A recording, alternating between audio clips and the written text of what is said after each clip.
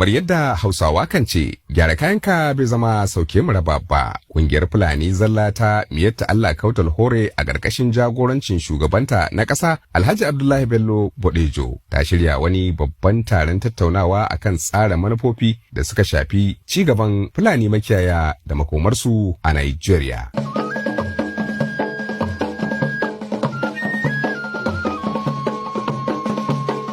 Kwararrun masana da sauran masu fada aji daga Nigeria da sauran kasashen nahiyar Afirka za su taru domin ganawa tare da gabatar da kasidu akan manufofin taron mai taken makomar Fulani makiyaya a Nigeria.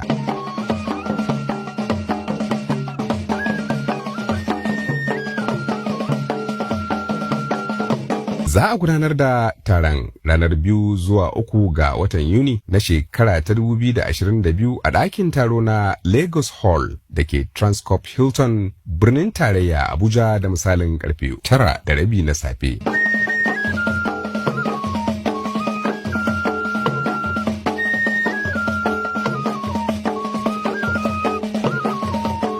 Bayan kammala taron za a wuce kai tsaye